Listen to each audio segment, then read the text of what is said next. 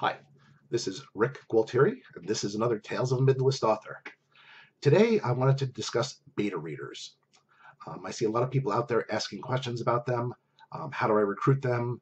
How do I compensate them? What format do I send them? Or even, what are beta readers? And I wanted to touch upon that today. I've been using beta readers since my second book, and I found them to be an invaluable resource. And at this point, I kind of have it down to a science, at least for me. So hopefully something I share can be useful to you as well. So the first question is, what are beta readers?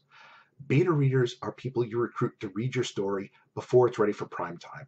Now, we're not talking advanced review copies. Advanced review copies, or ARCs, are typically final versions of the book being sent out to garner reviews and such before a book is ready for release.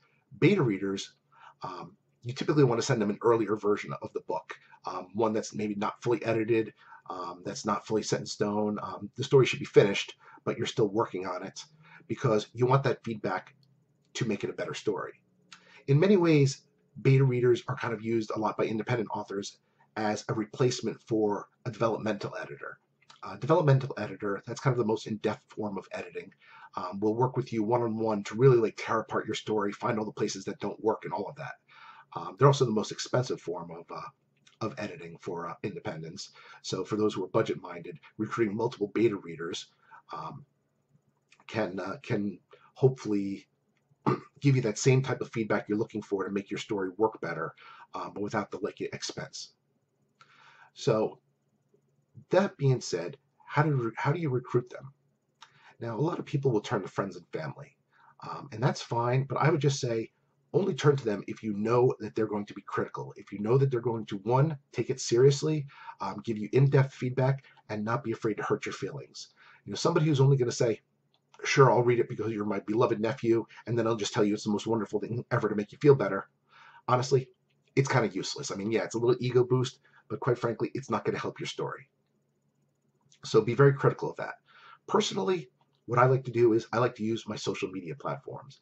I'm on Facebook, I'm on Twitter, and via those two, I like to ask, hey, is there anybody interested who wants to do this, who's willing to give me their time, give me the feedback, and in return, you'll get an advanced preview of this book.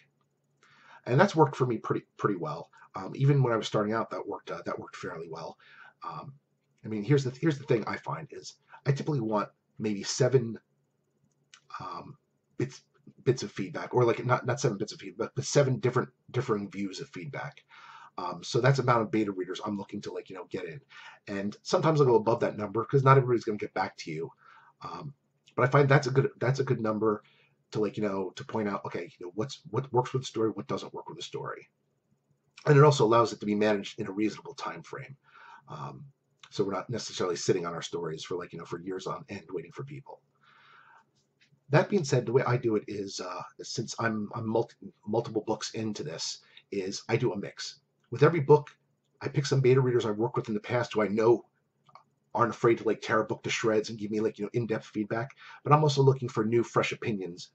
So I do that split, half new, half old, and that's worked for me pretty well. So once again, social media, ask people, ask friends at work, just make sure that they're willing, to give you that critical feedback. Always emphasize, I want an honest opinion, because without that honest opinion, that feedback is not going to be useful.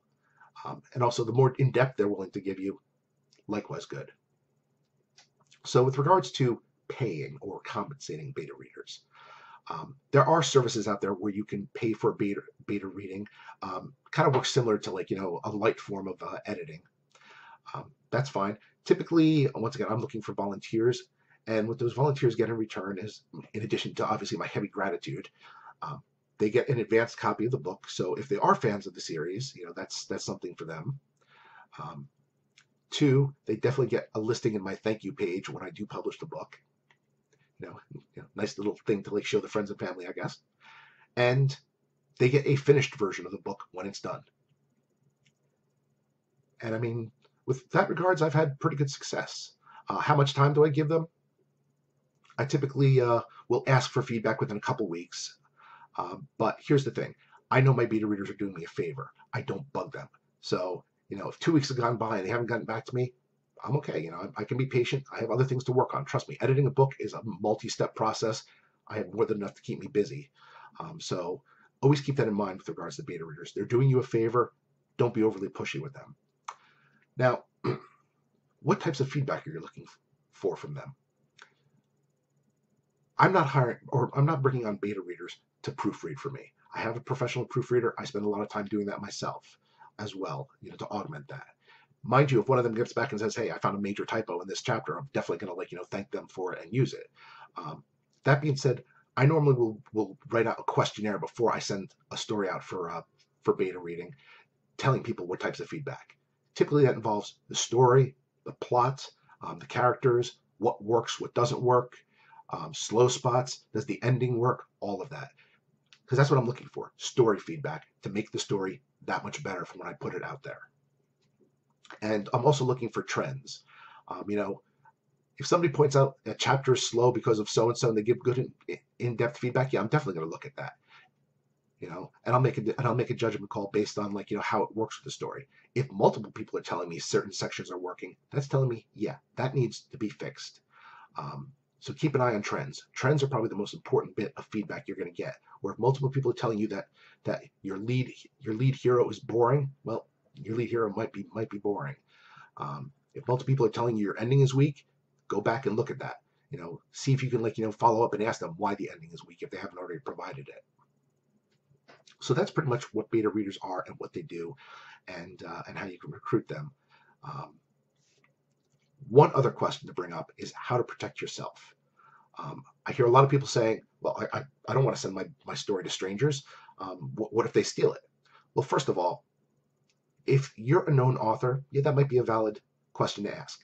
If you're a first-time author, nobody's ever heard of you, the question is, why are they bothering to steal your stuff? Chances are you're in okay shape there. I personally would not be overly paranoid about that. That being said, some people go nuts. They're like, oh, I want people to sign an NDA. I want people to do this. I want people to do that.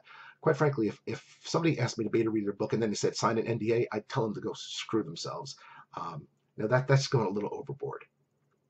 But even so, if you must be a little paranoid, you want to just be safe. Typically, the worst that's going to happen is your story is going to end up on pirate sites, which is really not the worst thing in the world. But I would say this, if you must do something, pick a spot in your story where you have a number, like, hey, the hero walks into apartment 4B, or a telephone number or so.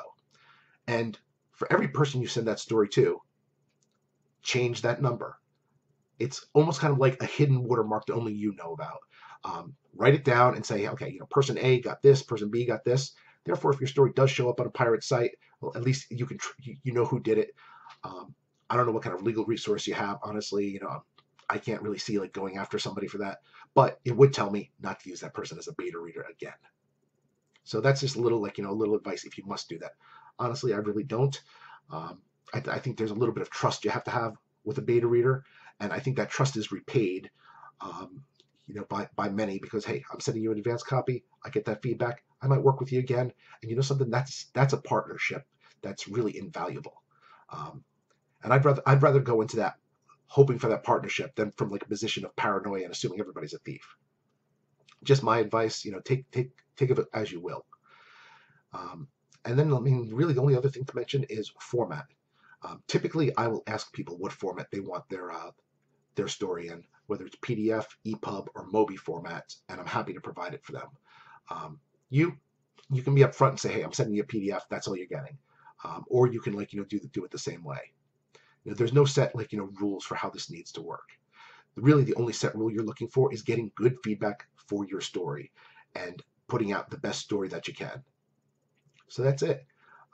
You want people who are going to be critical of you, who aren't looking to to only say nice things and worry about your feelings. You want to be grateful to them. You want to realize that they're doing you a favor and and act accordingly. And when it's all said and done, you want to put out the best story you can, because that's really what it's all about.